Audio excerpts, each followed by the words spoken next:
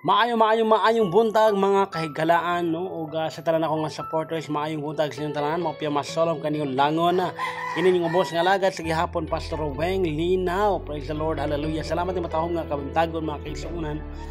Gusto lang ako mapasalamat sa tanan nato nga mga solid followers o mga supporters gikan sa FB no. Siguro nanginangutan nga nung wala na tayo Facebook mga kaigsuonan tungod kay gi-disable ta no sa mga platform atungod sa copyright o kani gitawag nato og mga violation.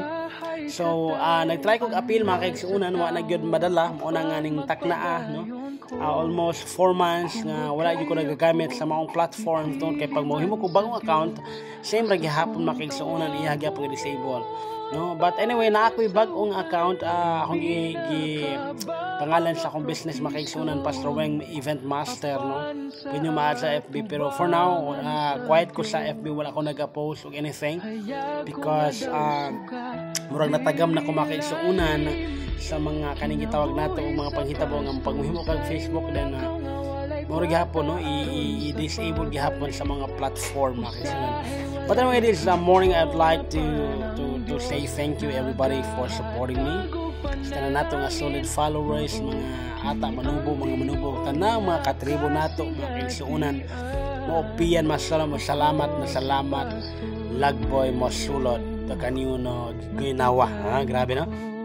Muna nga diri sa YouTube mga kaigsuonan nagahinhin og taas ato ang subscribers. So mo na nga daghan kay kog mga pagpasalamat tungod sa inyong solid na suporta.